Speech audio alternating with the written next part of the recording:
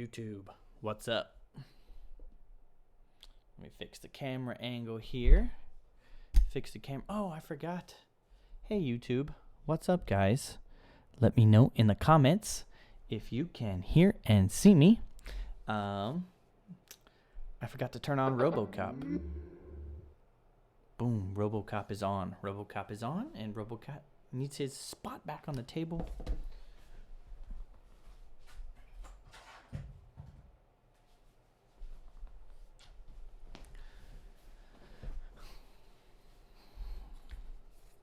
Awesome hairdo going on. What is up, YouTube? It has been a while since I've done a stream. I've been hyper focused on a new series that I'm doing. Hit me up in the comments. I don't know. Hit me up in chat.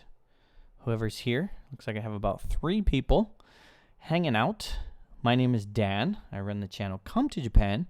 The channel that wants you to come to Japan.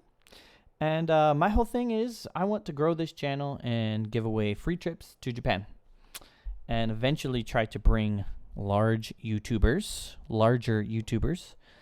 to Japan. To experience the awesomeness that is Japan. But also to... Oh, sorry, I burped there. But also to, help the Come to Japan community grow. Anyway, guys, I always kampai, so kampai. I'll probably do a bunch of kampais throughout the night as people start showing up. I'll just say kampai, which means cheers. And I'm gonna eat some snacks. Looks like I got somebody else popping in there. Hello, welcome to the live stream. Hit me up in chat. I'll give you a shout out. But I'm going to eat this little snack here. Pre-game snack. Little cookie. I don't know. Looks delicious. I have an awesome hairdo going on. It was rainy all today, and my umbrella broke. Has that happened to anyone before? My umbrella decided that it just wanted to die on me. So, yeah. Itadakimasu. It's good. ASMR. Reverb on my ASMR. Sorry. How's everybody doing? Let me know who's hanging out. I have like 4 people hanging out here.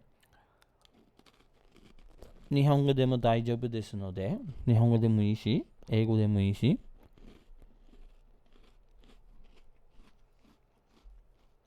Hit me up. I have. You probably can't see it. It's blown out, but jasmine tea. I'm a big fan of jasmine tea. Love me some jasmine tea. And yeah.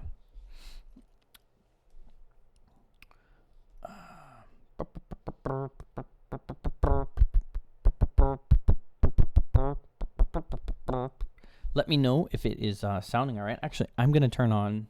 I have my cell phone right here. I'm going to turn myself on my phone. Yeah. Yeah, it sounds great. Sounds great.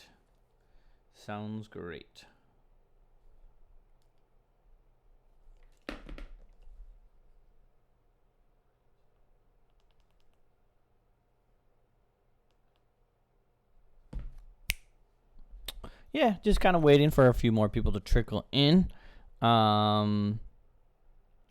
Definitely hit that like button. Forgot to turn it down there. Okay. We're off there. But with this live stream, I have been covering a list. I've been covering a list of Japanese cultures. 138 types of Japanese cultures.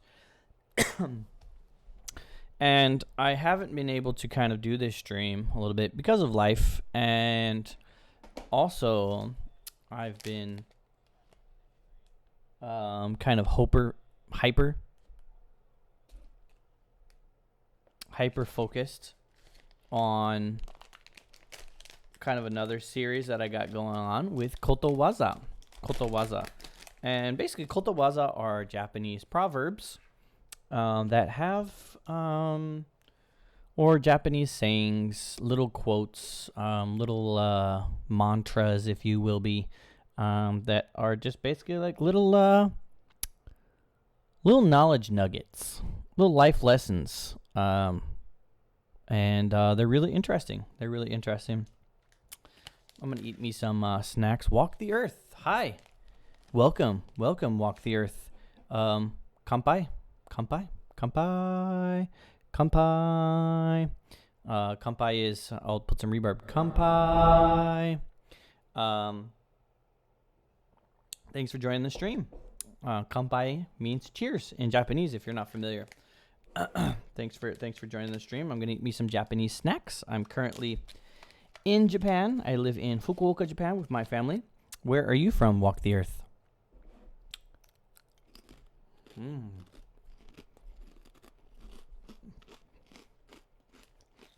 Good. Oh no. Look at this snack. It's hard to see. It's kind of blown out. Here, I'm gonna do this. I'm gonna turn it down a little bit. But you can kind of see. Come on, zoom. Focus. Whoa. I just took a picture of myself. On screen. Trying to focus. Oh, that's what it is. I have to there we go. This is a shrimp snack. This is like a little it's a snack that is shrimp, and it's still got like the little tail on it. Japanese snacks. Yummy.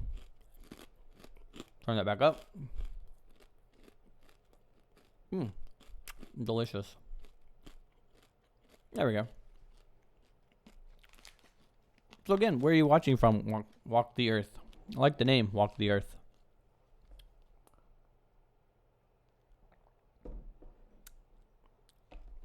But yeah, we are covering a list of 138 Japanese unique types of Japanese culture.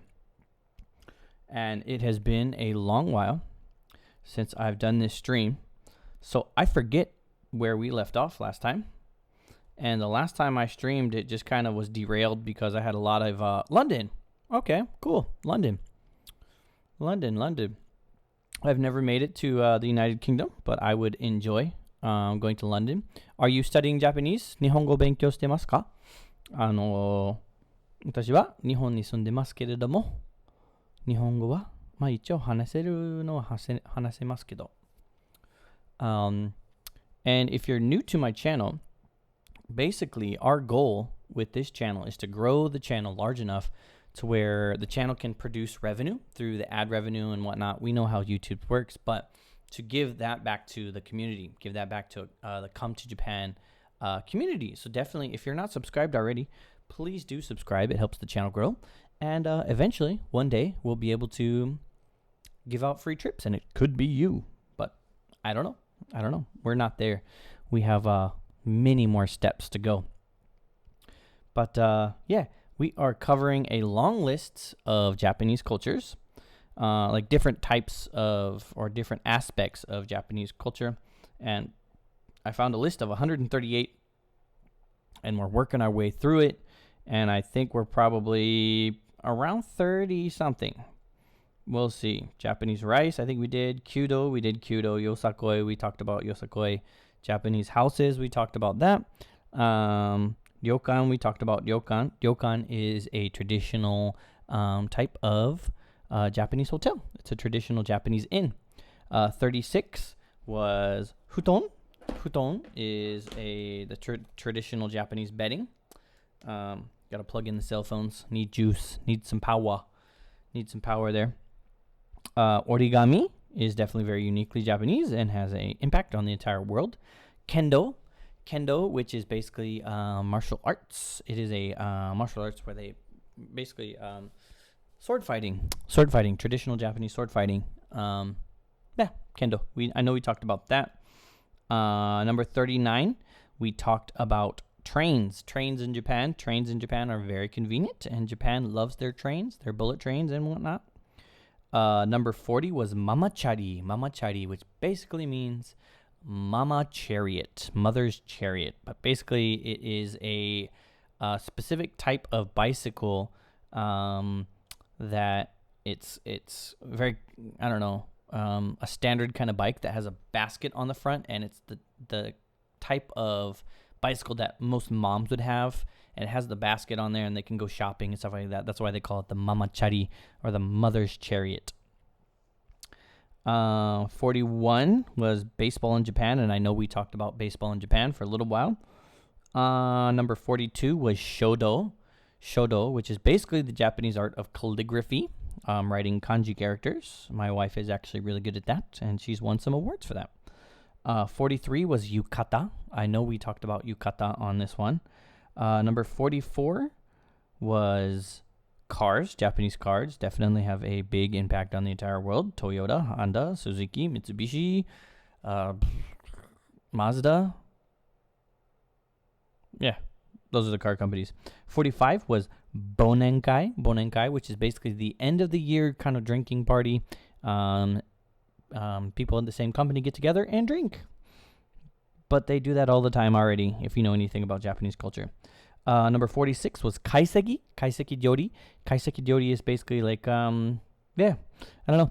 It's food, but basically it's small dishes of a lot of different things, and it's kind of up to the chef to prepare, what's in season and what kind of good fish he got, or good meat, or whatever was his choice of the market of that day, fresh market.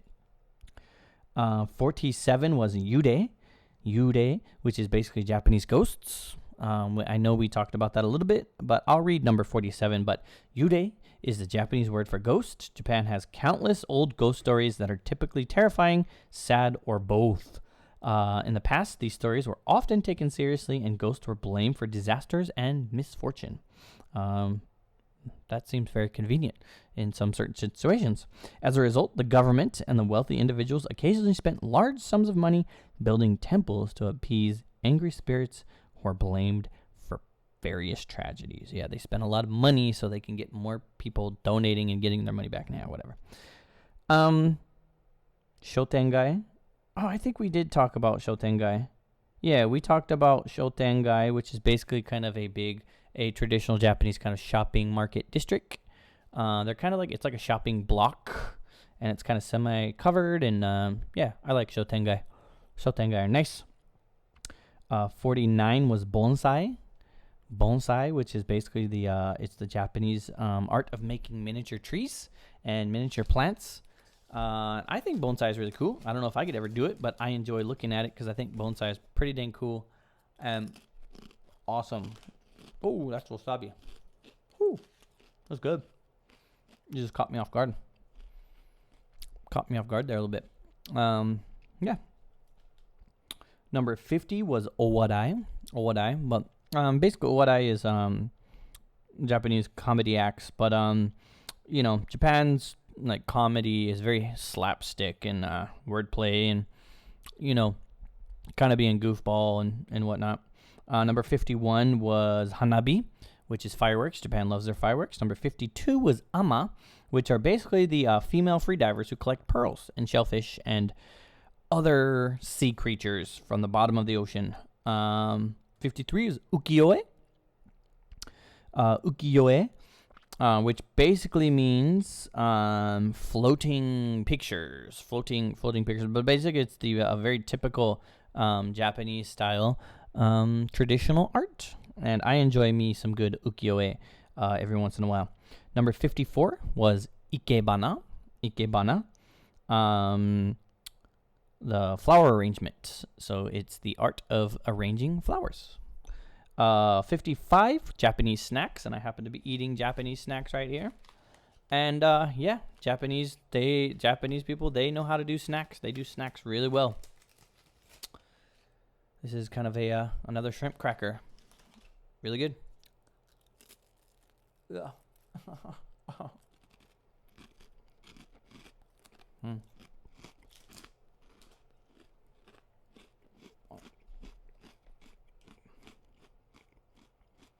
So, in Japan, it's kind of a custom that you don't really show up somewhere without something to give to whoever you're visiting. So if you're going to someone's house, usually you kind of bring like something and you say, oh, here you are, and it can be pretty much anything depending on how well you know the person. But also some business meetings or whatnot, like you would bring some sort of thing. If it's like the first time business meeting, you wouldn't really bring any kind of omiyage or like snacks or anything like that. But if it's kind of like a valued partner and someone that, you've been working with professionally in a business setting, you usually bring something. And snacks are kind of really convenient in that, like, it's not something that's going to stick around. You can kind of share it around the office and, they disappear, right? They don't last forever. So it's just kind of seen as a kind gesture. Japanese snacks, yeah. Number 56 was obon. Obon, it's summer holidays in Japan, and I love obon because, get some time off from work, which is great. And a lot of people do obon odori, which is basically like some bon odori. I don't know. I've never personally done bon odori. I got 4 people watching. Let me know if you guys have done bon odori before. I've never done it. 57 was seiza. Seiza. Seiza is a traditional way of sitting, but basically you're sitting on your legs. And if you sit seiza for way too long, your feet will go numb, and it'll be hard for you to stand up. But it's a very traditional way of sitting, and the reason for that is that kimono are one of the main reasons why people sat like that, because it was, I think maybe not really one of the only ways, but it was just seen as the polite way and the proper way to sit. Okay, and I think we're getting into some nuance. We're getting into some nuance here. I'm gonna pop over to Twitter really quick. See what's going around the Twitters. See if I can't get more people up in this chat here.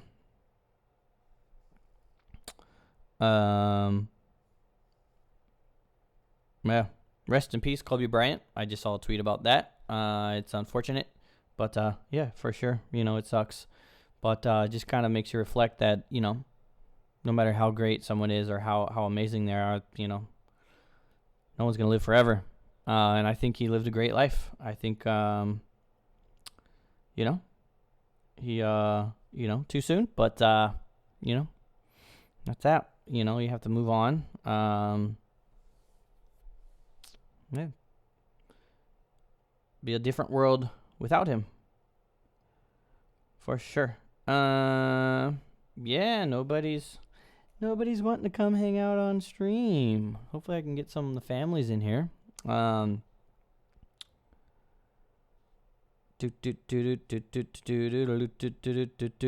right, whatever.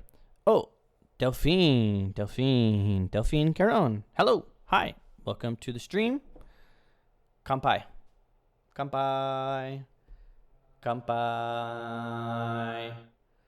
means cheers in Japanese. Delphine, where are you watching from? Welcome to the stream. We are covering 138 different types. I'm from... thanks. I can't quite see your comment. Hold on, I got to pull this up. Thanks. Where are you from? I'm from the United States, but I live in Japan. I live in Fukuoka, Japan, which is in the southern part of Japan, and my channel is all about Japan. Yeah, and we're talking about Japanese culture tonight. I have a huge long list of very unique Japanese cultures. And also London. Okay, very good. Maybe you guys are down the street from each other. Are you learning Japanese? Do you speak Japanese? 日本語は話せますか？私は15年ぐらい日本語を勉強してるんですけれども、それでもよく間違いします。Been to Japan before, and my favorite country. It's amazing place, right? I love it. And we're talking about lots of different types of culture. And yeah, number 59 on my list. The list has 138, so yeah, very little. ちょっとだけ、少し。私の名前は Delphine. Yeah. Anyway, 59 was desserts. And I'm just going to read what I have here. Japan didn't historically have access to sugar. And when sugar first arrived, oddly enough, from the Americans, and I think Portuguese as well. But anyway, it was extremely expensive for several centuries up until 1860s. As a result, Japan developed a unique traditional dessert that are sweetened with ingredients such as red beans. Yes, Japan loves its sweet red bean paste. Anko is what they call it, anko. And they have anpan, which streamed, kind of twisted off to Anpanman, which is a very popular kids cartoon, who has a piece of bread for a head, basically. He has a piece of bread. What do you do for a living there? I teach English. But I also have a lot of side gigs. I actually translate. I also do design, photography, and I am a educational designer. That sounds fancy, but basically I design educational programs for kids so they can learn English in not necessarily the traditional classroom setting, but getting outdoors and actually experiencing and seeing how language is alive. Not necessarily, words on a page, but, language is a living, breathing tool to communicate. So that's what I do. Yeah. Ow. I'm eating some Japanese snacks as well. That's good. But yeah, Japanese desserts are very good. They do shortcake really, really well. Very good shortcake. Their soft cream, their ice cream here, soft cream ice cream, self-serve ice cream, soft serve ice cream. Very good here. And lots of good stuff. Lots of good stuff. A lot of good desserts here. Mochi, like really good mochi, kind of like the rice cake. Mochi ice cream, which is really good. Matcha ice cream, which is basically the green tea ice cream, which is really good. And yeah, that was number 59, Japanese desserts. Yummy stuff. Number 60 on this list, which I feel like it's kind of dying out. But number 60 is Japanese street fashion. We've all seen kind of the crazy kids. Whoa, I hope I didn't blow your head off there. But the crazy Japanese fashion. But I feel like Japanese street fashion, from Akihabara and where else? Shinjuku and Harajuku and all those areas is kind of dying out. There's a lot of quick fashion, a lot of Uniqlo, GU, what else? Right On and Love Toxic and stuff like that. Delphine says, one of the most interesting things that I saw in Japan was corporate graveyards. It was in Mount Koya. Yeah, no, I don't doubt that at all. Japan is, it's slowly changing, but it's like you live, you work, you die at the same company, But yeah, that's very interesting. I'll have to look into that, into corporate graveyards. Even after you die, you have to remain loyal to the company. Yeah, it's so interesting. It's very unique to Japan. This is a unique looking snack. It's kind of like a little stick. It's got a little piece of seaweed on it. That's seaweed there. I'll turn this one down a little bit so you can see. And I'll zoom in on that a little bit. You see the snack there? It's kind of like a little shrimp cracker. It's made out of shrimp. Yeah, I mean, I think Japan has a very unique and interesting culture.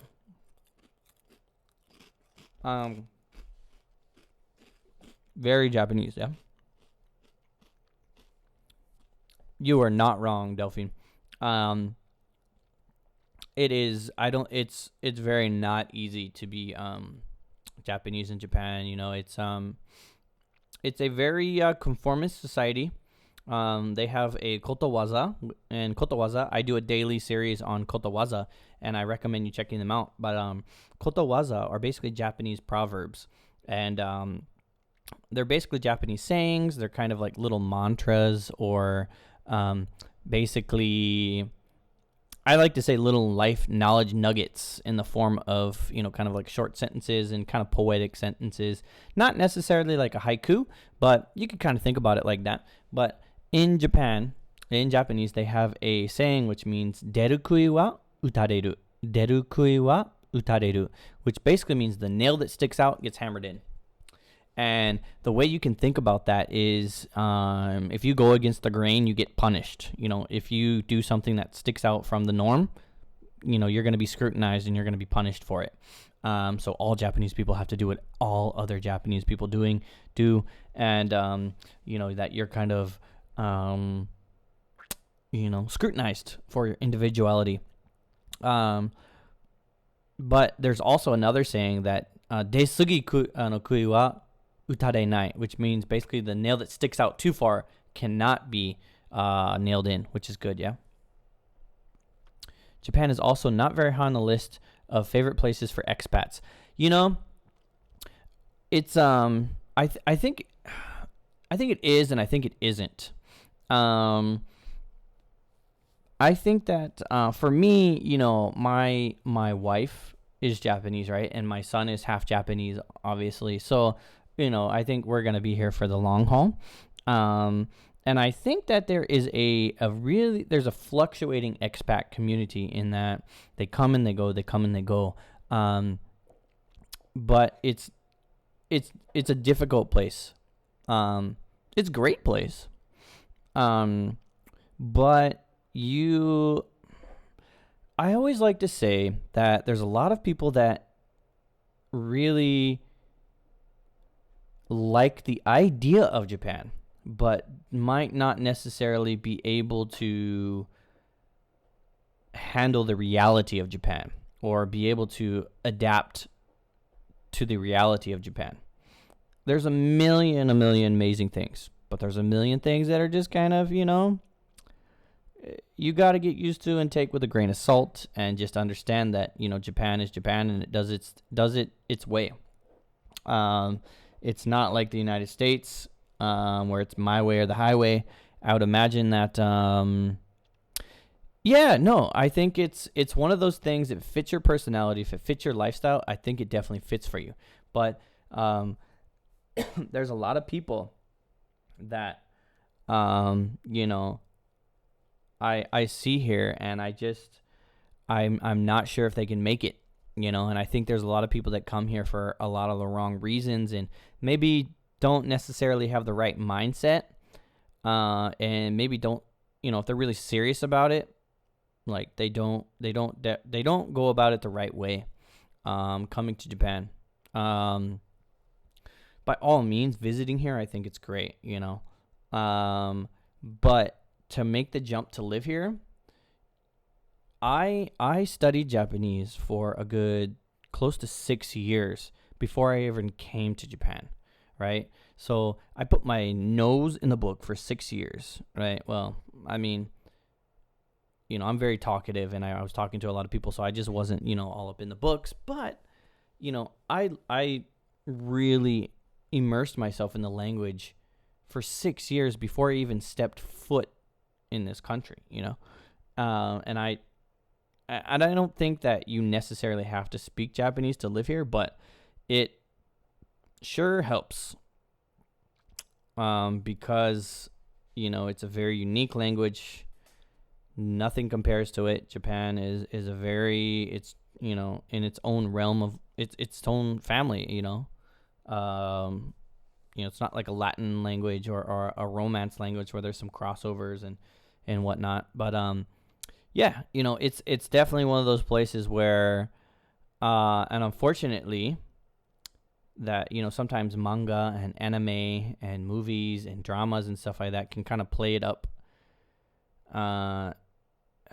Yeah, there's a lot of people that have kind of a distorted view and might not necessarily have I don't know what I'm going to say, but, again, it's kind of going back to what I usually say. I think there's a lot of people that enjoy the idea of Japan, but don't necessarily understand the reality of Japan.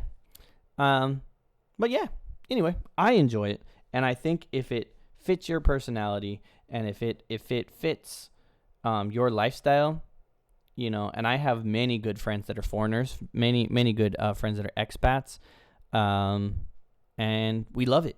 We love it, and it really fits our lifestyle. But I definitely know there's a lot of people that pretty angst about like living here, So, a friend of mine has a Japanese wife, and she told me that sometimes after a man finishes his work, he might have to kill some time outside before he comes back home to avoid his neighbors gossiping about him, how lazy he is. Yeah.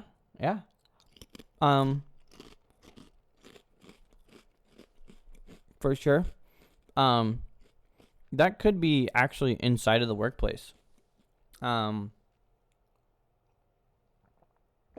Japan, right?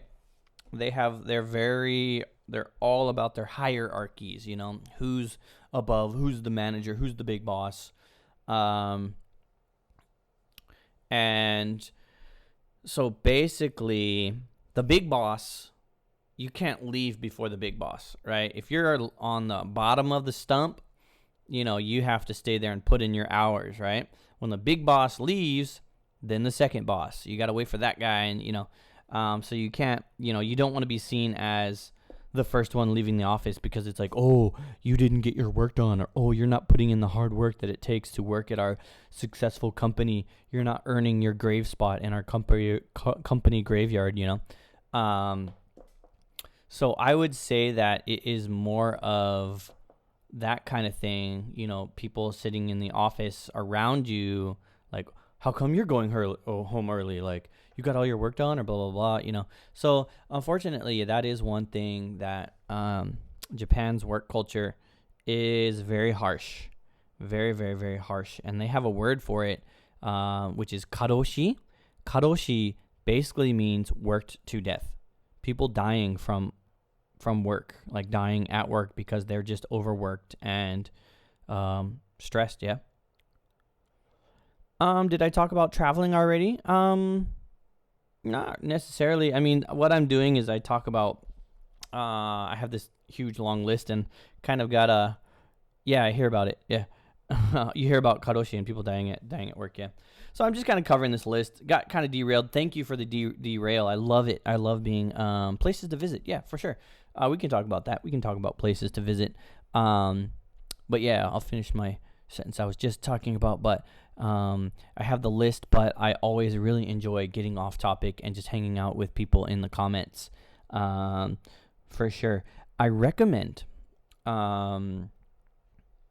Yeah, it's about the culture, but again, it's all about Japan. And if people have questions about Japan and just want to talk about Japan, that's what this stream is about.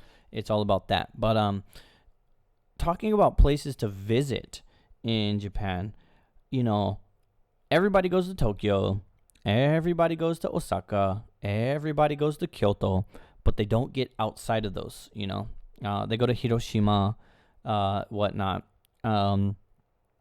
But I recommend Fukuoka. Yep. Been to Miyajima, Kyoto, Hiroshima, Nara. So you've been around Osaka, Tokyo. I've been to all those. I haven't been to Miyajima. I've been to Kyoto. I've been to Hiroshima, Mount Koya. I'm not sure if I don't think I've been to Mount Koya, Nara.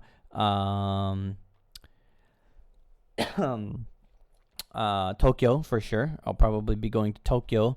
or Osaka for a business trip. I'm gonna be doing some training seminars, in April. Yeah, it's a ways off, but it's in April. Stayed at a Buddhist temple hotel. That sounds awesome. That sounds amazing. I recommend the next time, if you do get a chance to come to Japan, as my channel is named, come to Fukuoka, which is in the southern part, and which is in Kyushu. So Kyushu is the southern island of Japan, and it has 8 prefectures. I apologize. I think 8 prefectures. There's Fukuoka, which is the one I live in. There's Nagasaki. There is Saga, Oita, Kumamoto, Kagoshima, and Okinawa. Huh? Am I forgetting one? Hold on. I live in Kyushu. I got to get this right. Here, I'll type this in chat for you. So, basically, Kyushu. I got to move over here. I live in Fukuoka. So I'll type that one first. I live in caps lock's on. Fukuoka. That's where I live. But basically, the area that I live in, which is the main island that has, that is Tokyo, Osaka, and everything like that, that's Honshu. Honshu is like the main island of Japan. And then you have Hokkaido, which is in the very north, the north of Japan. You have Honshu, and then you have Kyushu. And there's one more island called Shikoku, but that's kind of a smaller island. Anyway, so I'll write Kyushu. Kyushu is the southernmost island, and it's made up of all the prefectures. You've probably heard of Nagasaki. Nagasaki is very famous. It was one of the places that was bombed in World War II. So that's a very infamous reason why it is very internationally known. Excuse me. But yeah, I have to go through. Like it's gonna burn my brain if I don't go through it again. So I'm gonna name the prefectures. And prefectures are basically, I guess you can call them states in Japan. But there's Fukuoka, Oita, Miyazaki, Kagoshima, Kumamoto, Saga. Did I say Nagasaki already? Nagasaki and Oita. Miyajima. Maybe I'm not knowing where Miyajima is. I know the name Miyajima. But why is it not Miyajima? I don't know why that is. Are you sure Miyajima wasn't in Hiroshima? Yeah, Miyajima might be in Hiroshima, and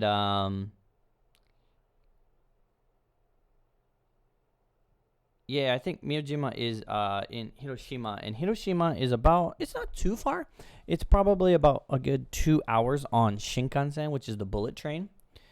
It's also called Itsukushima. Let me look that up. I'm learning things about Japan from you. Itsukushima. Yeah, that's definitely Hiroshima.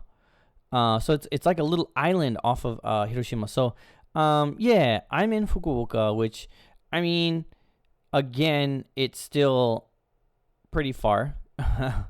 It's probably a good 2 hours on Shinkansen. By airplane, it's by airplane, it's about maybe an hour or so flight. If I drove there, it would it has its deer, the great orange torii gate. Yeah, for sure. There's many, it's funny how that one is kind of the one that everybody knows, but there are many giant torii gates, So yeah, I got all my prefectures right. In Kyushu, there's Fukuoka, Saga, Nagasaki, Kumamoto, Oita, Miyazaki, Kagoshima, and then Okinawa. Okinawa is not its own prefecture, but that's part of Kagoshima, but it's Okinawa. But yeah, I definitely recommend coming to Kyushu. Kyushu is an amazing place, and it's each prefecture has its own very unique thing, and everyone in Japan normally says that the food in Kyushu is much better. And I really agree with them, and for many different reasons. The population in Tokyo and Osaka and Yokohama and Saitama, and the population in that area, in those areas, are ridiculous. Like, it's just in the hundreds of millions. It's just so many people, and the resources are spread way too thin. Fukuoka is not very small. It's I think the seventh largest city in Japan, sixth or seventh largest city in Japan. So it's got 2 million people, right? So it's a thriving city, but we're spread out. There's a little bit more spread out. It's not as compact. I think like kind of the the people per square inch is definitely, or per square yard. I don't know how they do that, but basically there's just so many people in Tokyo and so many people in Osaka that, if you want good food in Tokyo, you got to spend some money for it. If you want some good food in Osaka, you got to pay for it, Population is, yep. Right now they call it the, I'm going to eat this, yeah. It is kind of like an umbrella. It's like an umbrella because it's an aging population. So, the population is getting old, and younger people aren't getting married, or they're getting married later, and they're deciding not to have kids. Less and less kids or less and less people are deciding to have kids, and I can understand why. I have a son, and it ain't cheap. I love my son. He's not a dollar signs to me, but too much technology, video games, cartoon, and work, and no time for romance. You are not wrong. Yeah, video games, too many distractions and whatnot. Divorce is also on the rise here in Japan, and before that wasn't a really thing. Like, you were married and that was it. It was seen as a really big disgrace on all family parts, and like, divorce was just not a thing. But that's on the rise now too. The Japanese government is trying to correct that, and kind of give new parents incentives and whatnot. My son, he gets just for being alive, he gets like it's not a monthly stipend, but he gets money from the Japanese government just for being a human being in Japan, born in Japan. It's not much. Like, he's 2 years old, and I think incrementally, I think the Japanese government gave him around, the closest I would say is like 3,000 American dollars. And so it's kind of like every 6 months or so, like they'll pay out, I don't know, like $400 or something like that. But he gets that until he's 18 years old. So that will add up to some pretty good change.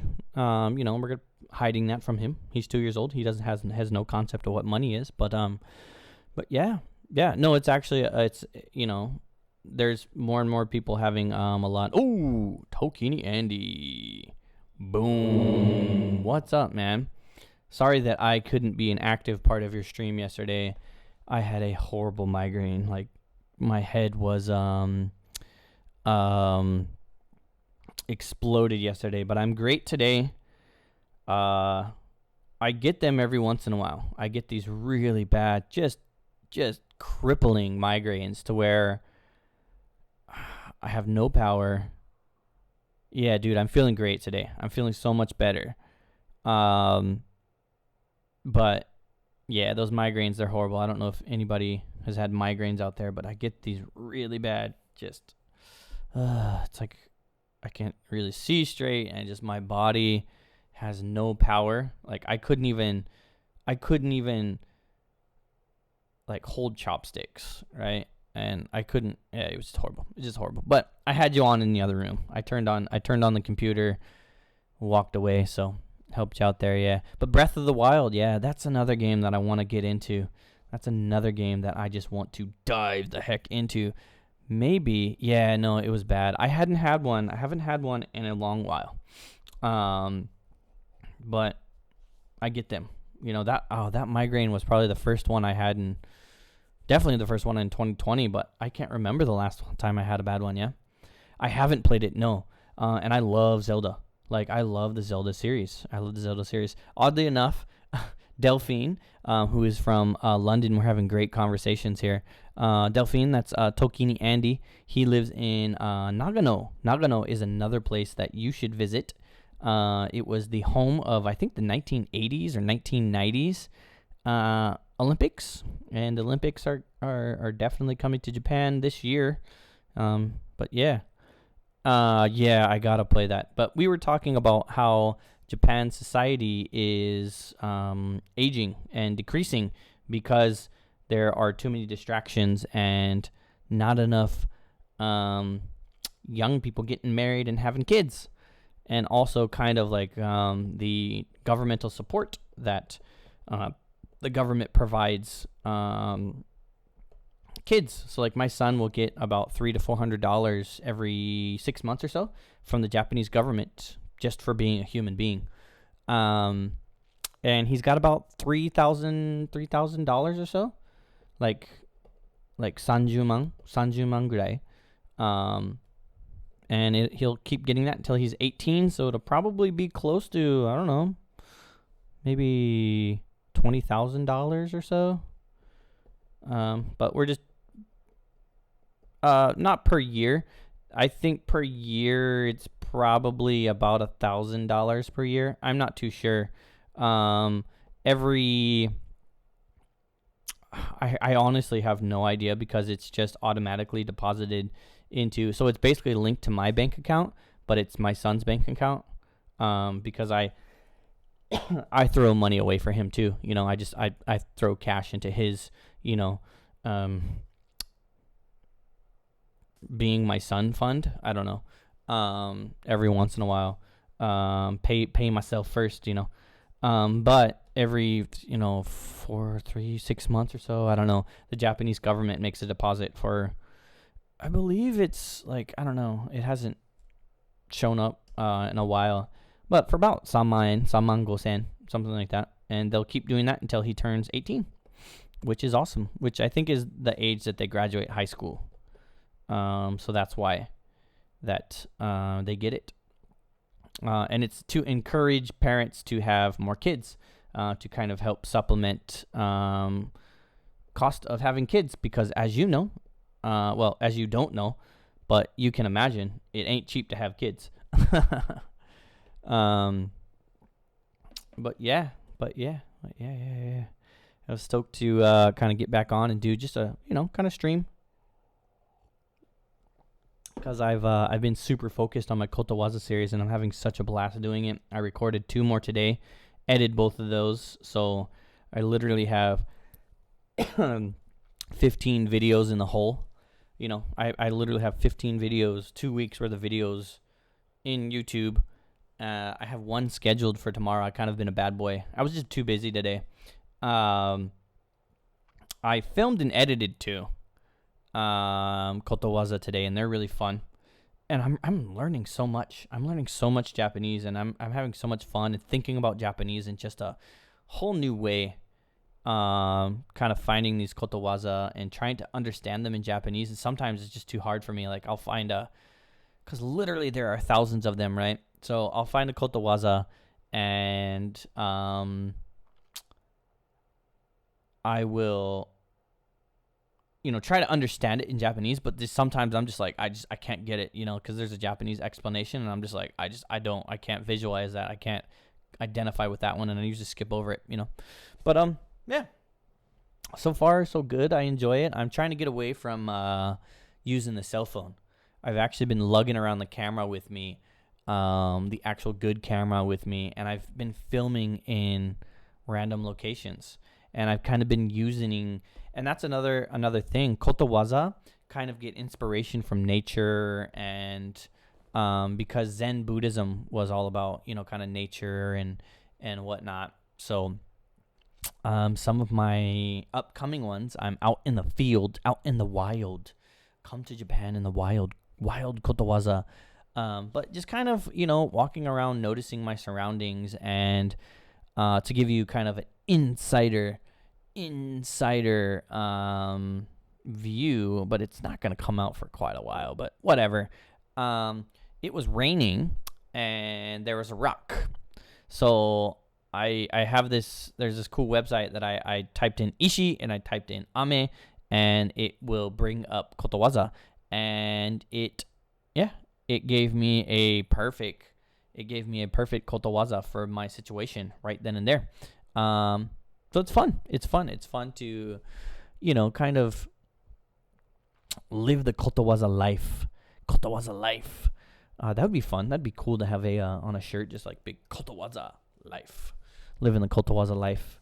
But no, I think it's actually kind of really interesting because a lot of kotowaza, again, I've said it in a previous video, and it's kind of like my new favorite thing to say, but a little life knowledge nuggets. Knowledge nuggets.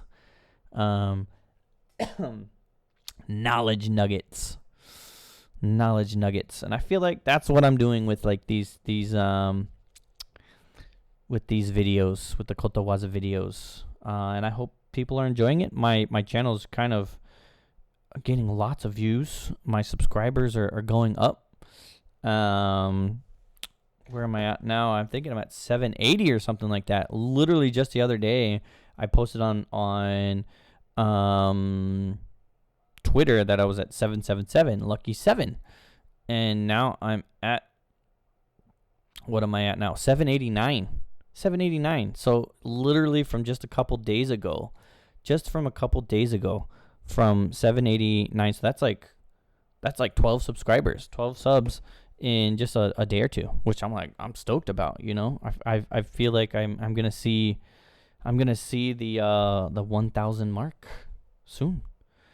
But that's not my end goal. My goal is to get as many subscribers as possible, being a genuine dude that I am, and hopefully being able to bring someone to Japan. Yeah, my whole thing. But yeah, awesome. I have no idea where we were. We were talking about Japanese society and places to visit in Japan, and Japanese street fashion. Let's just keep going on down the list.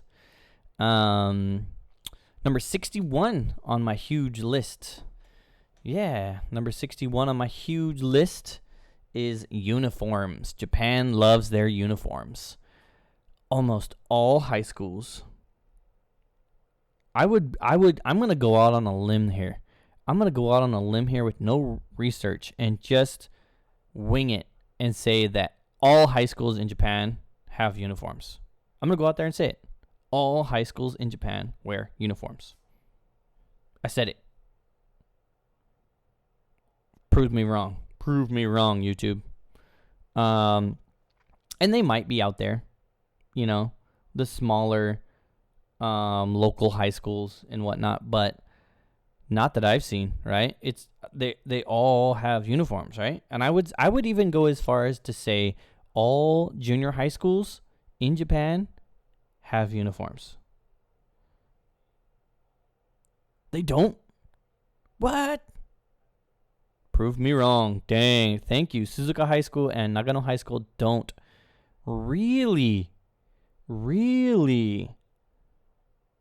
That's interesting. I've never seen, at least in Fukuoka, and when I get on the train every day or ride the bus every day, literally high school kids, all sorts of uniforms.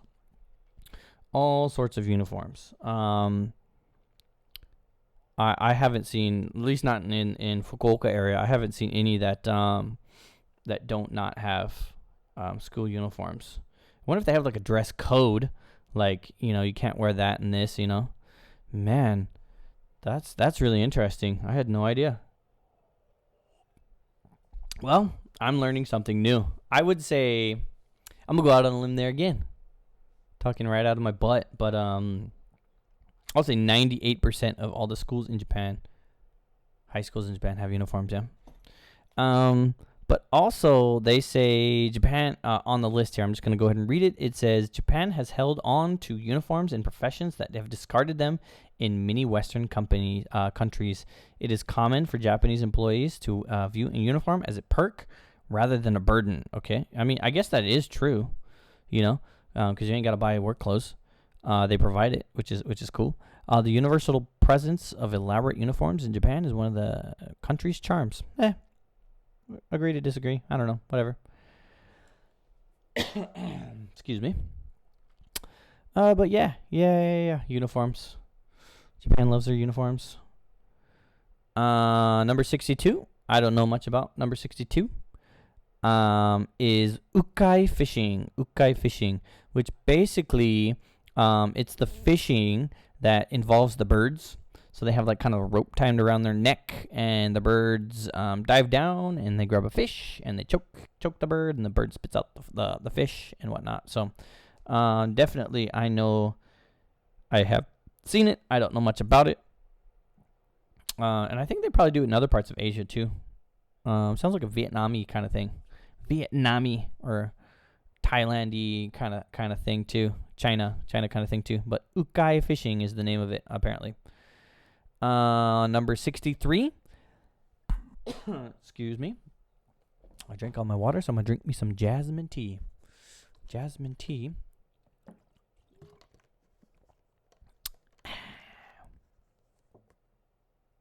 They do it in China for sure. Thanks for chiming in there. Ren JB. Welcome to the stream. Kanpai. I don't have anything in this, but I lied. There was a little bit left. But yeah, they definitely do that in China for sure, yeah. Thanks for joining in. Ren JB, where are you watching from? I'm in Fukuoka. Tokini Andy is in Japan as well. He is in Nagano. So he's in the north and I'm in the south. Holding it down. For sure. Number 63 on my list of Japanese cultures is Rakugo. And I'll just read what they say at Rakugo. But Rakugo is a type of traditional comedy that features a lone storyteller who tells a long, complex stories filled with a lot of wordplay. You're in Georgia. Where at in Georgia? I have good friends that live in Atlanta. And his dad, one of my friends who lives in Atlanta, if you know anything about Atlanta, Coca-Cola. Big Coca-Cola plant or factory or corporate offices. I have no idea. But an acquaintance of mine, his dad is well-to-do in Coca-Cola. His dad is a high up in Coca-Cola. Yeah. And another cool thing, I've never been there. I would love Athens at the University of Georgia. Nice. But one of the things that I would love to go to, just because it seems like a wild, crazy, fun time, is, Coke headquarters is in Atlanta, and it was founded here. Yeah, so, I don't know how high up or if he is still at the company, but, again, one of my friends, his dad is, a big wig at Coca-Cola. But Dragon Con. Have you been to Dragon Con? I would love to go to Dragon Con, because it is just a sci-fi, anime, pop culture, just hot mess of goodness of that kind of cosplay awesomeness convention. It's kind of like a comic. It's like a comic convention. Do you know about it? Do you know about Dragon Con? I would love to go there. I fanboy out on Dragon Con. I've never been there, but I have friends, and the guy that I was talking about, they go to Dragon Con every year, and man, I'm jealous. I really want to go to Dragon Con. I used to volunteer for an anime convention. I volunteered for the anime convention in Hawaii. I lived in Hawaii for a good 10 years. And out of those 10 years, it was about 6 years or so, I volunteered at the anime convention, and it wasn't small. I mean, I think they had about 30,000 participants, nowhere near Dragon Con, which is what, hundreds of thousands, if not close to the millions. I don't want to say millions. It's probably not that big, but I know it's hundreds of thousands of people that go to Dragon Con. But I enjoy, I'm not a cosplayer by any means. Yeah, it's pretty wild. I haven't been to any other cons. Dragon Con is definitely unique. It is its own thing, and I don't even know. I don't think Dragon Con has a main genre. It's just kind of pop culture. I mean, there's kind of like the anime guys, but then there's the sci-fi guys, and then metal and music and gaming and that kind of thing. And a lot of what else? Movies and Marvel and DC comic convention. Like, I don't really know. It's just a pop culture convention, but yeah, the anime convention that I went to, I'm not the biggest weeb out there. I wouldn't even consider myself a weeb. You got a crazy mix of everything, yeah, for sure at Dragon Con. But I enjoy, I'm a very casual anime watcher. I enjoy what I enjoy. I'm not a hardcore anime fan, and I couldn't tell you anything about anything like episode 37, 22 minutes in, this samurai kills this ninja, and it is a plot twist in this major epic battle between two dragons and monkeys. And, I'm not that deep into anime, and I'm not saying that's a bad thing. If you're into that, I fully support you. Do your thing. You do you. But I enjoy anime conventions because they're just so much fun, visually, like seeing how creative some of the cosplayers are, seeing how not creative some of they are, because sometimes it's good to see bad cosplay. It's kind of the mean, kind of humanistic way we humans are. We judge people by looks. It's just, that's what we do. What's the most popular sport? And you say football. You're from London, so I guarantee you mean soccer. I would say that it's between baseball and soccer. Football, as you would call it. Those are pretty big sports, but a lot of the sports here, yeah. I teach English, right? And we have a lot of teachers from the UK, and I believe Australia as well. And they're firm on saying it's football. It's football. I'm like, well, it's soccer, because football, American football is completely different. So it's a whole good laughs and whatnot. But anyway, yeah, I would say baseball. Baseball is probably one of the main big sports that people get into. Soccer definitely, but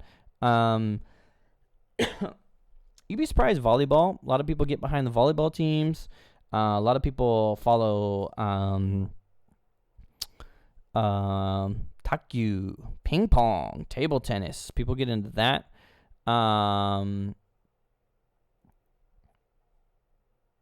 Yeah, for sure. I don't doubt it. Yeah, Nagatomo Senshu, I believe. Are they into sports? Yeah, no, for sure. Japan is very, very into sports. Because they have a lot of sports clubs. A lot of sports clubs in schools, so they all kind of like join sports clubs. More and more gyms are popping up, kind of like just gyms where people can go work out. But I just don't see, Japanese people, as a nation, I would say they are skinny, but, Asia is, I want to say, okay, I'm making generalized, very general comments here, but Asians in general genetically are usually skinnier, but that's just not the case. There's definitely a lot of people that are overweight, but definitely compared to the Western world, the United States, where obesity and being overweight is very much a problem. But there's a lot less gyms. Like a lot of people, don't work out. It's not. I don't know. I don't know where I'm going with this, but definitely, yeah, Japan is definitely into its sports. The Grand Sumo tournament just ended yesterday, and there was a very underdog, very surprise victory. Very surprise victory from someone that no one thought would come up and win. Tokushoryu was the name of the sumo wrestler. And if you know anything about sumo, but it's basically two huge dudes trying to push each other out of the ring. And the final match was really good. You actually watched it? It actually was really, really good. Like, I recommend getting into sumo. Like not like doing it because he was so close to losing, right? Honestly, I wanted him to lose. I wanted him. But, dude, actually, sometimes matches can last really long. Sometimes they can last long enough where they take breaks. Like, they will break them up, they'll stop them, and then put them back into their formation and go. But they're pretty rare. Usually they're over pretty quick. But I wanted him to lose just because if he lost, that means there would be another final epic battle. But I'm still excited for him. And even in his interview, why is Japan so famous for its particular fetishes? I have no idea. I don't know. But it is known for its particular fetishes. And I would imagine that it kind of, to be honest, I think it probably comes from anime. Because anime can be like really... They are really distorted sometimes. Anime can be really dang weird, in good way, and then they can also be in a really bad way. And hentai, which is basically animated Japanese pornography, they kind of, I think they go to, I don't even know what kind of extremes. Like I'm not into that kind of thing. Have I seen some hentai? Yeah, of course, duh. Am I a fan of it? No. But I would imagine that I would say that a lot of it comes from there. But I don't know. I'm not the best person to talk about that. That'd be an interesting field of study. But yeah. That's Japan is very, very known for that. I will debunk one of them. How you've heard about you can buy used ladies' undergarments from a vending machine? Well, that's definitely not a case. It might have been for like a really short kind of publicity, kind of stunty kind of thing, but it's just sanitary wise, like it's just not good. You still might be able to find the gag ones, but I guarantee you they're not used. They're all packaged. They're all fine. They just kind of do it for like the gag kind of thing. But yeah, and I don't think that necessarily Japan is the only place that has fetishes. I mean, you're into what you're into, but, definitely like what else? Like Europeans and stuff like that, they go crazy as well. I don't know. Yeah, for sure. Sumo. Don't get me derailed on sumo because I love me some sumo and I try to watch as much as it as I can possibly, as I can. And I recommend, if you are ever in Japan when there is a sumo tournament going on, I recommend going to one. It's a little bit pricey, a little bit expensive, but you're not going all the time, and it's definitely an experience that I recommend and a very unique and very Japanese experience, for sure. All right, derailed in the best way. I think we were talking about Rakugo, but Rakugo is basically traditional Japanese comedy where there's one dude talking about like kind of making stories, and he plays a bunch of different parts. And usually they're sitting down, and they wear a kimono. They have like a little uchiwa, which is like a fan, and they use that as like a prop and whatnot. Yeah, so Rakugo. Ooh, number 64 is a very popular one, and I think that should be more known around the world, maybe. I don't know, is kotatsu. Kotatsu are the bomb. Kotatsu are the bomb. But kotatsu, I'll read what they say, but then I'll give you my thoughts about kotatsu. But kotatsu are low-lying tables with a heater and a blanket built into them. They're amazing. They are a traditional method of keeping warm, and they are popular because central heating is rare in most regions in Japan. Very rare. Very, very rare. Having kotatsu tends to change your lifestyle as they encourage everyone to sit close together at the table to keep warm. They have a social feel. Yes, kotatsu, basically, it's a table that is, it's a little bit, it's actually lower than, like, I would say a coffee table in the United States, but they could probably be about the same height as that. But they have like a nice heater on the middle of it, and then they have like a blanket that kind of goes out from them. And you just, Andy's in his kotatsu right now. And currently we don't have a kotatsu at my house, but Grandma and Grandpa's house, they have a kotatsu, and every time we're there, see ya, I'm under the kotatsu for sure. I don't know, like, we just haven't really had to break it out. It hasn't been too cold here. We have a heated carpet, and then we have like a heated, like, kind of blanket that we have on our sofa, so I can just like pop that on, and I can just sit there, and I got a warm little tushy.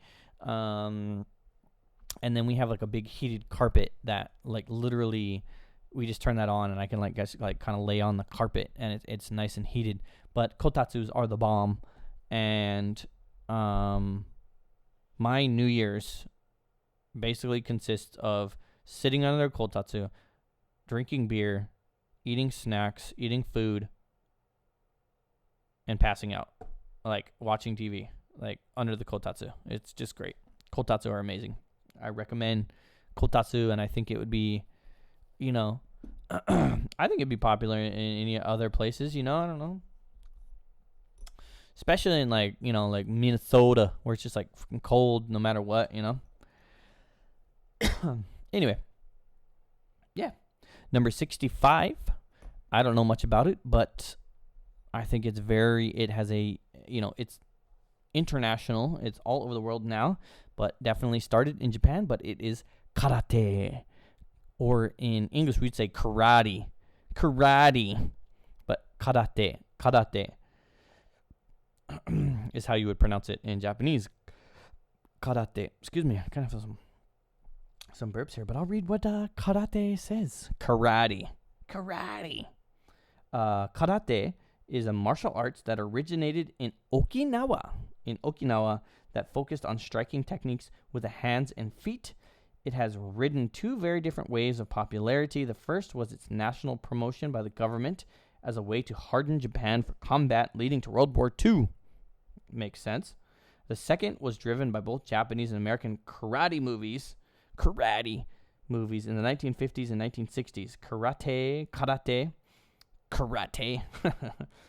Karate is one of the world's largest martial arts, and arts with many as 50 million practitioners of karate. Never learned any karate, but I knew it originated in Okinawa. Haya kawabunga. Daniel-san. My name is Daniel-san. I used to get it quite a bit back in the 90s. Daniel-san, wax on. Master Miyagi. The late, great Master Miyagi. But yeah, karate. Very unique. Very unique part of Japanese culture. Number 66 is everyone's favorite, konbini. And konbini basically means convenience store. Konbini. And I'll read what it says. It says, convenience stores in Japan, known as konbini, are generally well managed and offer an impressive array of products and services, including fresh fruits. Regular visits to konbini are an entrenched part of the Japanese lifestyle. They are one of the first things people miss when they leave Japan. Yeah, I can see that because they are so dang convenient. You can do almost a lot of things there. You can pay your bills there. You can pay your water bill there. You can pay your electricity bill there. You can send a fax there because Japan still uses fax machines. You can make copies. You can buy concert tickets. You can buy movie tickets. You can receive packages there. You can have packages sent there to some. There you can pay your taxes there. I actually have some taxes that I had, and I can pay some taxes there at the Konbini. Not to mention that they have lots of drinks and food and bread and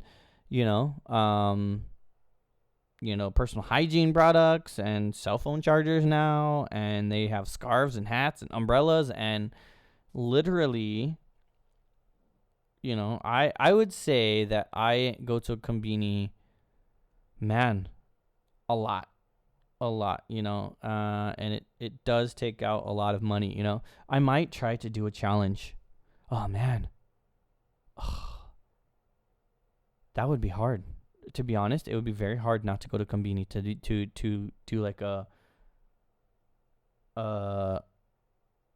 Konbini, what is the word? Cleanse, a Konbini cleanse, or I'm saying chastity, but that's definitely not the word I'm looking for. Konbini, like, what's the word I'm looking for, guys? Help me out. Like, kind of not hibernation. What do monks do? They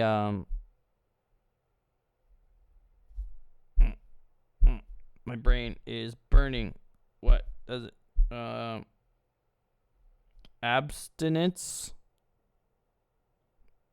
That's still very kind of like sexually related. I don't know. Try to do a Konbini cleanse and try not to go to Konbini. And I think that would be really tough.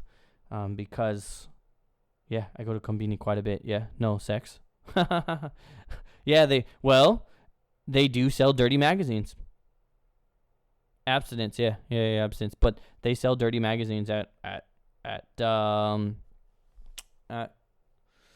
I don't think they're like super X-ray. I don't know. I don't go there and buy dirty magazines from the Konbini, but they do sell them.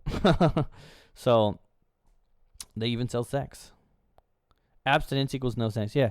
What am I like? What's the word am I thinking? Like basically like. Yeah, I missed what you were talking about. Basically trying to do like a challenge where I don't go to Konbini. Like Konbini cleanse, but not a cleanse, but like, what do monks do? Abstinence. Yeah, abstinence. But like a word like that, like abstinence, but like refraining from doing something. There's got to be a word from that, right?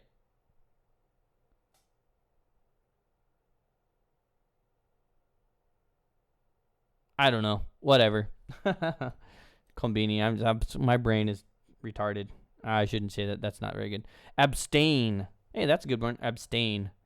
Or refrain, or yeah, abstain. Basically, like, can't think of anything else. Man, I'm gonna wake up at 3 o'clock in the morning. I'm like, oh, that's the word I'm looking for.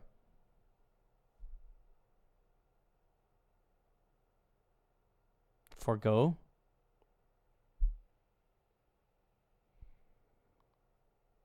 Renounce.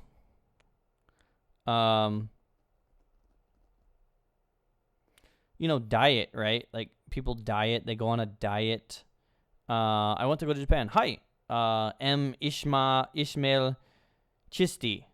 I don't know if I'm saying that right. Yeah, definitely. We're talking about Japan, and we're talking about Eskew. Thanks for joining the stream. Ishmael. Refrain. People go on diets, so they go on a cleanse, but they cut back. They cut out Konbini. I don't know. Whatever. Let's go on to the next one. Thanks for the help, NJB. Okay. Number 67 on my Japanese culture list is. I don't know anything about these, but I do, but I don't, if that makes any sense. But Ungyo and Agyo. Ungyo and Agyo are protectors of Buddhism that are found at many temples in Japan that are placed at the gate of the entrance so that visitors must pass their fearsome gaze. The idea is that if you cause trouble at the temple, you'll face Ungyo and Agyo in the afterlife. Yeah, you should go on a Konbini only diet. Heck no. Heck no. That would be crazy. And I think people do challenges like that on YouTube already. But so the Ungyo and Agyo, I didn't know that that's what they were called, but I know that they are called Momorigami, which basically means protection gods. And yes, they do have two very beer and onigiri for life. Yes, a very short life. I love me some beer, and I love me some onigiri. I had an onigiri yesterday. Today I had kind of some soup, some noodle wonton-y soup kind of thing from Konbini. But yeah, Mamori Gami are the two protecting gods, and they are very menacing and very, scary dudes. And there's always two of them on the outside of the shrines and temples, not shrines. They're in Buddhist. They're always on Buddhist temples. Yeah. Number 68 on this list is otaku culture, and otaku culture has definitely spread to definitely the world. The otaku culture, and nowadays we don't call it otaku, we call it weebs. Ready for some effects on my voice? Weebs. But weebs are unhealthy otaku that just take it to a whole new, just ridiculous, crazy level. But you know what? I'm okay with weebs. Do your thing. You do you. I do me. Don't cross boundaries. Whatever. Let me do me. I let you do you, and we're cool. We tight. But yeah. But the otaku culture, definitely very big in Japan. And I'll read what it says.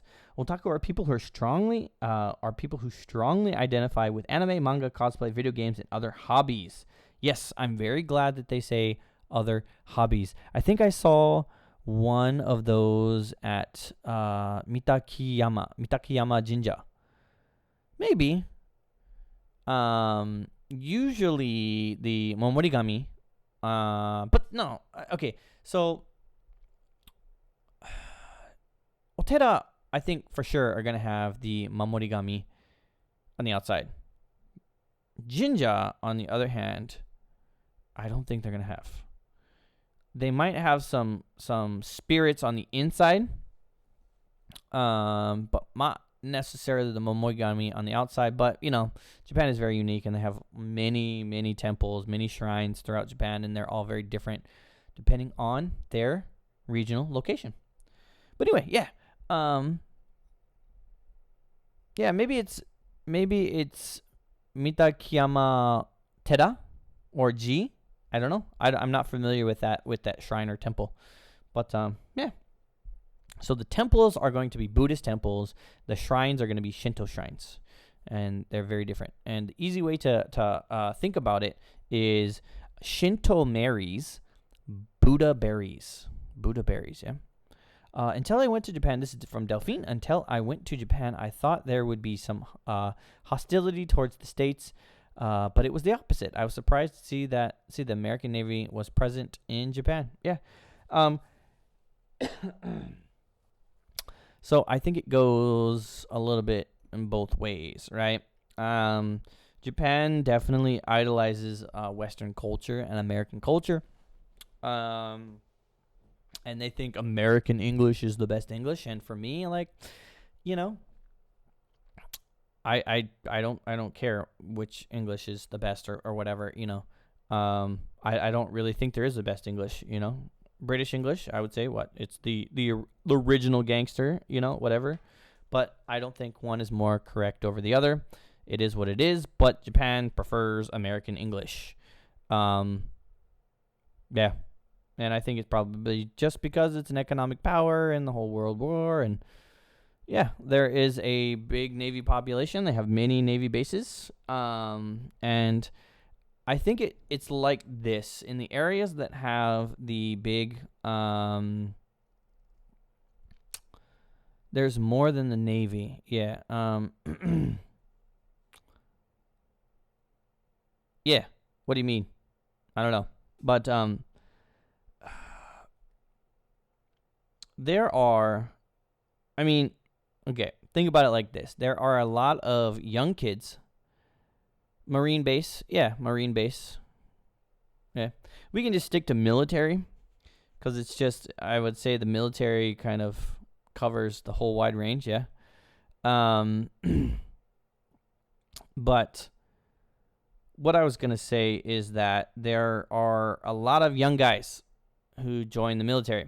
My older brother was one of them. He joined the military at 18. And, he loved the Navy. He was in the Navy, and I think he's been to Japan before. But when you are 18 years old, yeah, for sure. Yeah, I don't doubt that. U.S. bases, I don't doubt that for sure. But when you are a young kid at 18, I know I was, a wild, dumb kid when I was 18, and sometimes I don't make the best choices. I didn't make the best choices because I'm a young, dumb 18-year-old kid. And sometimes maybe some of those kids are, 21 or 22-year-old kids, they come over to Japan, to a foreign place, and they get themselves in trouble and they do some dumb things, and, they're kind of seen in a negative perspective. There's a lot of, you see bad headlines in Okinawa quite a bit. In Okinawa because there's big military bases, and Okinawa is very small, and literally access to the island is really kind of choked off because of the U.S. bases. Because if you literally, to go from it's kind of like a long shape, right? But it would be faster to go from it's a long elongated shape. Let's just say this is my SD card case, right? So let's just say this is Okinawa, which is kind of a elongated shape. It would be faster to go from here to here, obviously, right? Because it's the shortest distance. But you can't, because there's military bases, and you can't, kind of drive through those areas. Like, if you want to get there, you got to go whoop.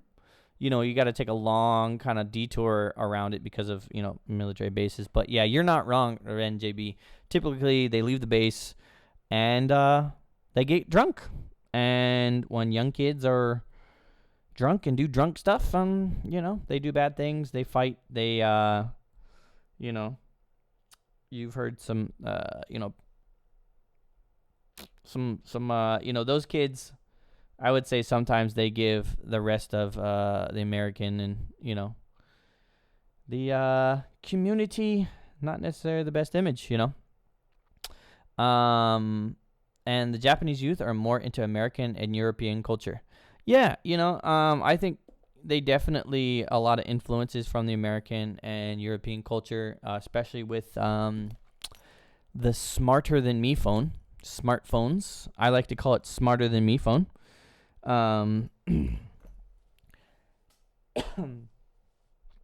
But yeah, they have much easier access to the Western culture, through social medias, Twitter, Facebook, YouTube, TikTok, which TikTok is blowing up right now. People are going nuts on TikTok, and I don't know, I can't deal with TikTok for very long. Like, there's just a lot of dumb stuff on TikTok.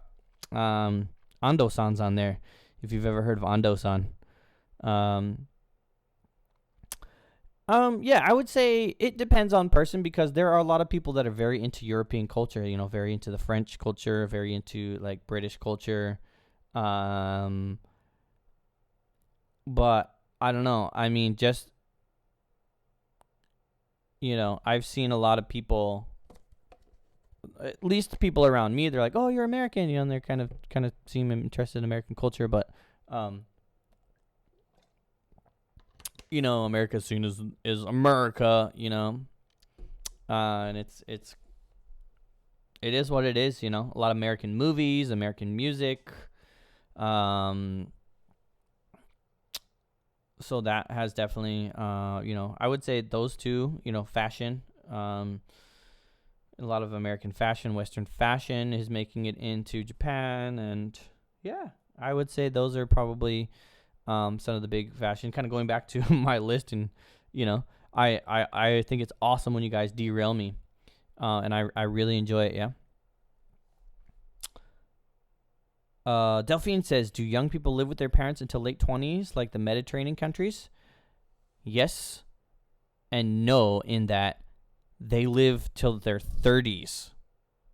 There's some people that stay with their families until well into their 30s, you know. But yes, definitely, very much so. They will live with their parents. And I say no just because some people will stay with their parents until, you know, 20s, 25s, 26. Yeah, like, it's very interesting. I was watching, well, I kind of read a little bit of a study because I thought it was super interesting, but it was talking about how in Western cultures that we start living with people not our family from a very young age. Like, I started living in my own apartment when I was 18 years old, right? But I kind of actually moved out of my house. Yeah, cost affordability. But the thing is, in Japan, it is very, very rare. It's, I don't want to say it's impossible, but with Japanese society, and to rent an apartment, like, two people, if they're not married and if they're not, like, associated with each other, like, through marriage or family, like, they can't get an apartment. Like, it's almost unheard of for people to share an apartment that aren't related. Or I mean, I think girlfriend and boyfriend can probably get an apartment, but I don't think they do as much. But anyway, the study that I was reading was talking about, it was kind of talking about, going kind of full circle back to what we were talking about earlier, Delphine, about how Japan's population is declining because people aren't interested in getting married or whatnot. And it was kind of comparing to the Western society in that we start living with people outside of our family that aren't connected with us from a much younger age, usually around 18 or 19, kind of when we go to college age, you know. And definitely people are going to dormitories and stuff like that, living in college dormitories. But if a lot of them are living in single room by themselves apartments, or by themselves, like dormitory. My dorm in college, we slept literally bunk beds, right? And stuff like that. Ren says all upfront costs of renting in Japan are pretty crazy as well. Yeah, so if you're gonna rent with your girlfriend or boyfriend, you might as well get married, so someone will gift you the funds necessary. Yeah, but then you have to give those funds back in gifts, and, like, you know, whatever you receive, you kind of have to give back some gifts that are kind of like around the same valued price kind of thing. It's kind of a dumb, crazy. I don't want to say dumb. It is what it is. It's that culture. But anyway, kind of going back, but, you know, Japanese people, like, they live in 1-bedroom apartments, and they just have so many 1-bedroom apartments, and that's what they're accustomed to. You know, they don't, like, I was literally explaining it to some people because I run a meetup group.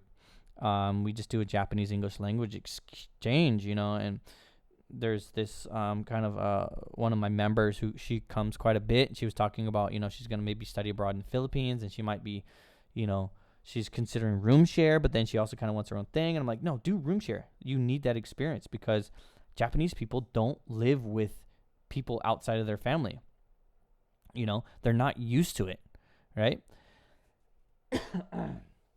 They don't live with their girlfriend or boyfriend. And thanks, Delphine. Yeah, definitely. Please subscribe if you're not subscribed. I do a daily series. I upload a kotowaza, or basically a Japanese saying, a Japanese proverb, every single day. And we're going to see how long I can do that. But definitely, yeah, check it out. It was very interesting. And thank you for for all your insights and your comments about Japan. And hopefully we can see you again. I try to do streams every Monday around this time. So thanks again. Good evening. Have a great evening. Thanks again. Or great morning. It's morning for you. Yeah. Great morning. But yeah, for sure. Yeah. Ren, it sounds like you spent some time in Japan, right? If you lived in Japan, you know, you're very yeah, thanks again. Have a great night. Thanks again. Cheers.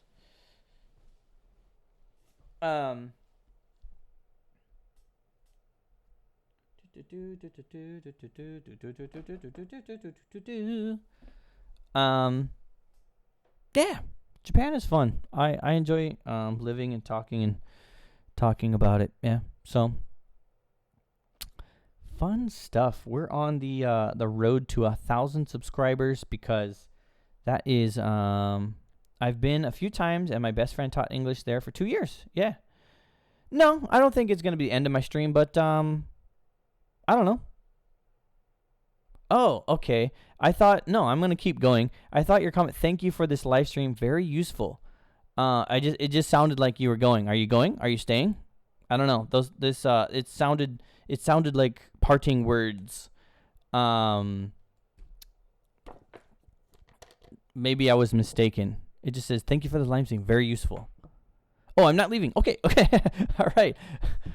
Misunderstanding. They sounded like parting words, but okay, cool. Yeah, I'm definitely hanging out. Let me know any questions. Time for you to head to bed. Yep, because oh, my battery mark is my battery's gonna go out. You see the battery mark? I'm about to turn blue, guys. I'm about to become blue, man. Night, man. Oyasumi nasai. So my battery mark on my camera is blinking, so I'm going to become blue, man. And it's that time of the stream where I sing a very popular song from, I would say, the mid-1990s. Because I don't know.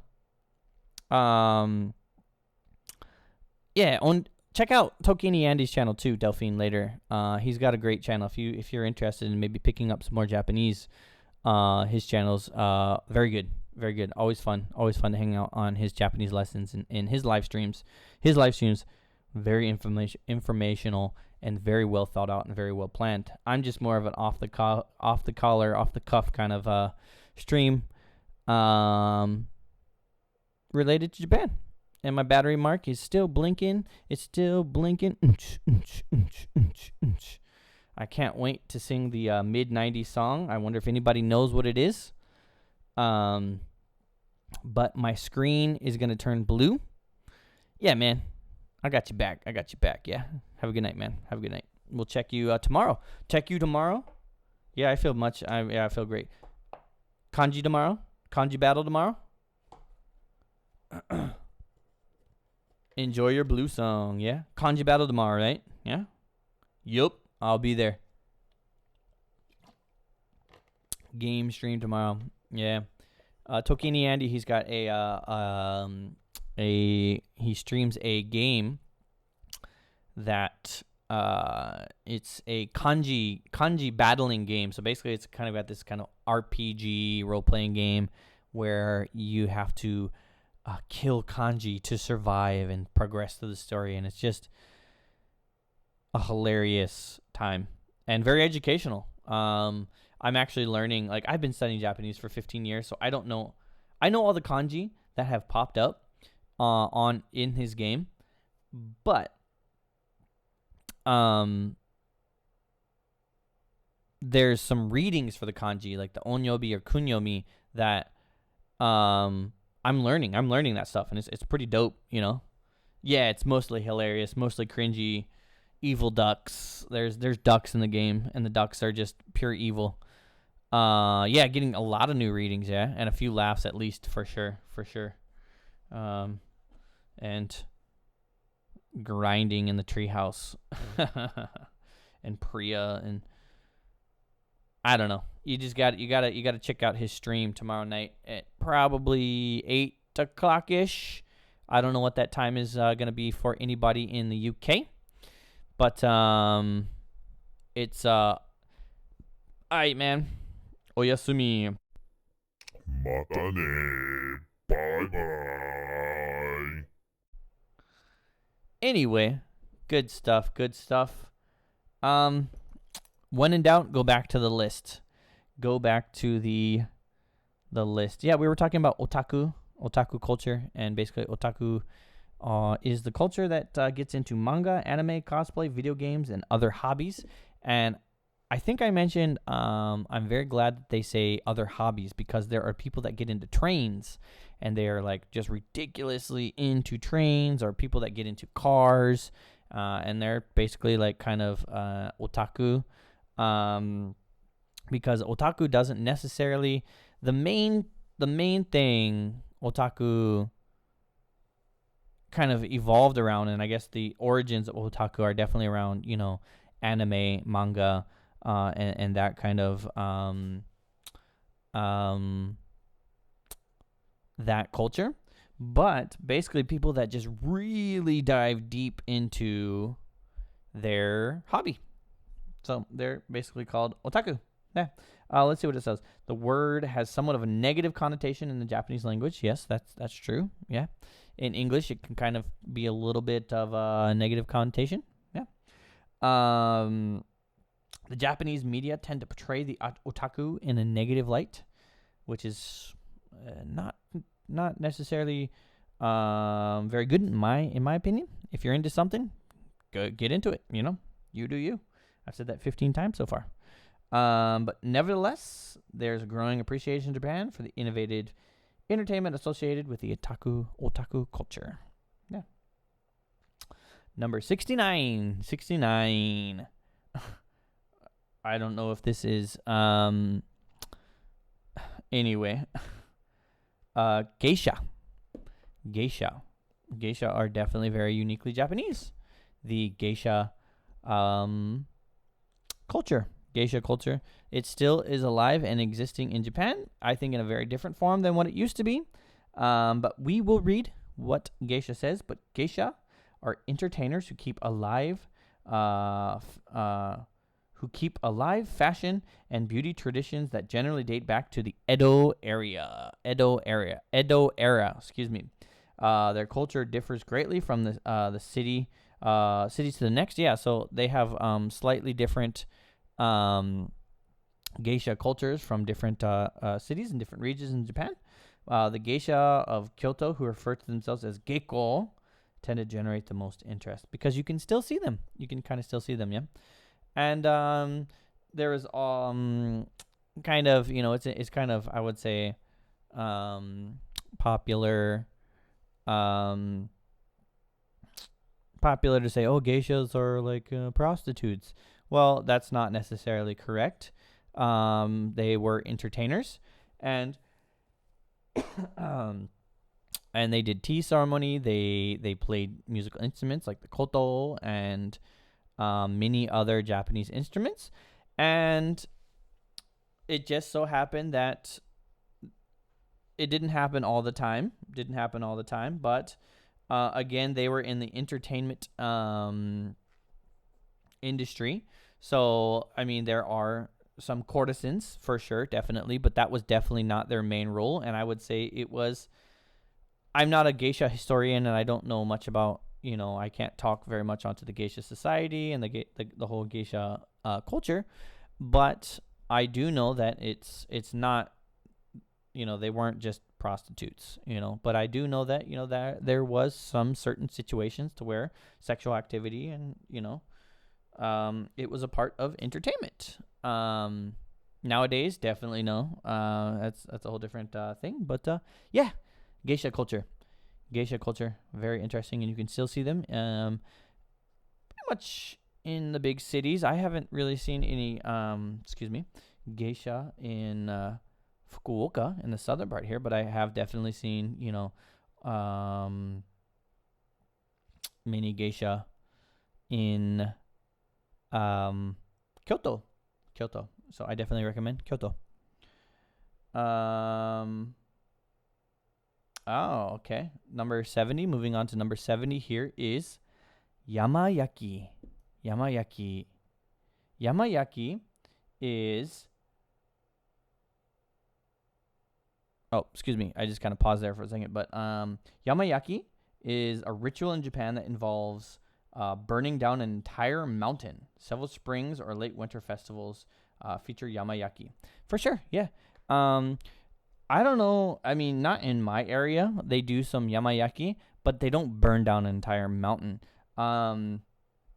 What they usually do in my area and areas around me is that they will write some sort of kanji character in fire. Like they will light bonfires, very massive bonfires in the shape of a kanji, and yeah, which is really cool. So that's like yamayaki, very interesting sight, and you can see them from really far away, and it's really cool. And maybe I will end the stream here at number 71, because yeah, it just recently happened, and yeah. So number 71 is Hatsumode, and excuse me, my voice is kind of getting a little bit sore as well, so that's another reason why I want to end it here. But Hatsumode, and I did Hatsumode as well, but Hatsumode is the Japanese tradition of visiting a Shinto shrine on New Year's. Japanese New Year's traditions are heavily focused on the starting year of an auspicious footing. Starting the year on an auspicious footing, so going to the temple and going to the shrine and whatnot. Lines form at shrines across Japan for Hatsumode, and popular shrines receive millions of visitors. Yes, everybody goes to the shrine on New Year's Eve. Yeah. And I did it myself. And then when it becomes New Year's in Kyushu, I don't know if they do it anywhere else, but in Kyushu, in my area, I can't speak for any other areas in Japan, but we do a thing called Sansha Mairi, which basically means we go to three temples or three shrines. We went to shrines. We didn't go to any temples because as I mentioned earlier, Shinto marries, Buddha buries. Shintoism, which is Japanese traditional religion, marries, which basically it's the Shintoism is the kind of the religion around spirits and life and abundance and definitely not death. I don't want to say it's not death because part of bloom dum dee dum da dum dee dum da dum dee dum da. I ran out of battery. That's what I was waiting to do, guys. That's what I was waiting to do. When my battery runs out, boom, we gotta pop in a new battery. And I'm back.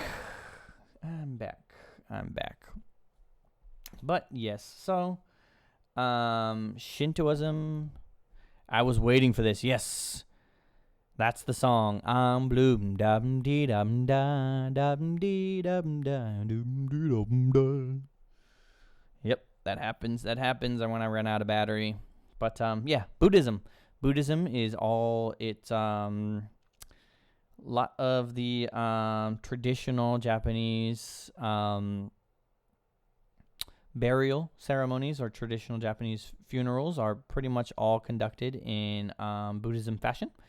And whatnot, and most people's ashes, because cremation is, I'm not saying it's the only way that,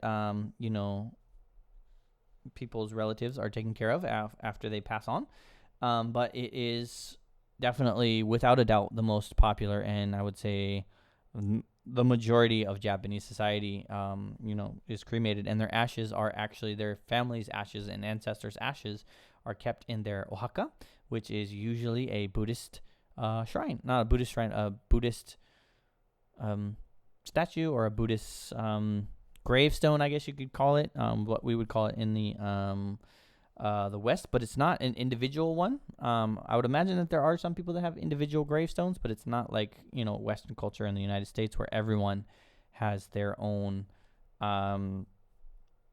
individual grave.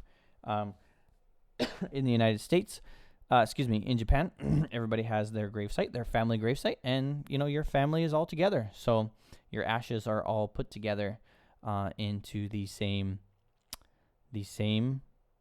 yeah, Buddhist altar, I guess you could say. Yeah. But yes, thanks again, Ren, JB.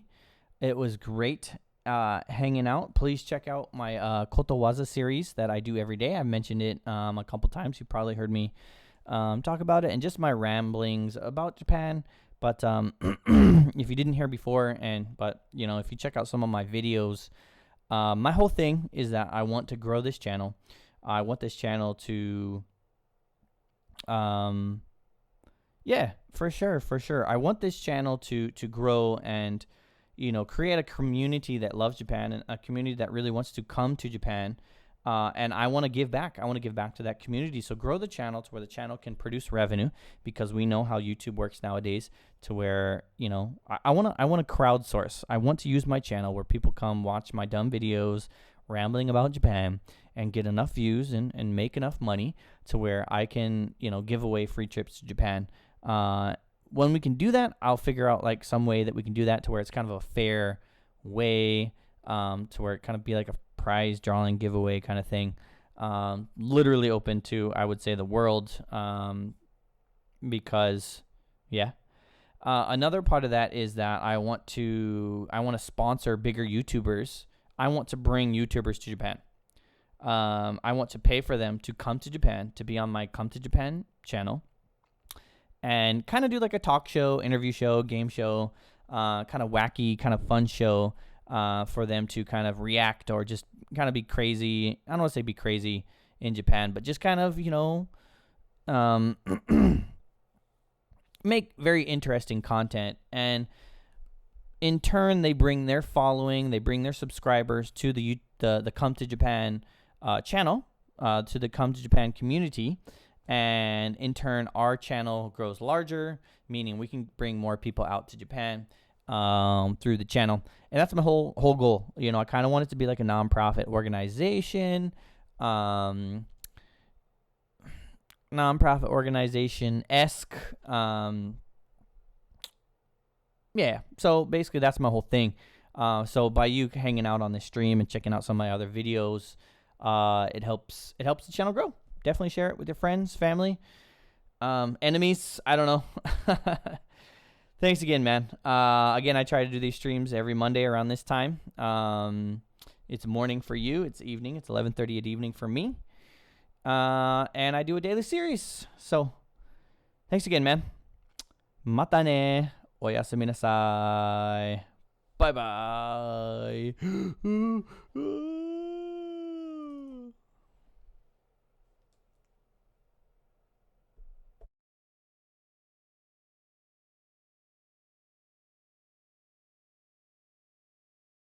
See you. Jumping in there, not on camera.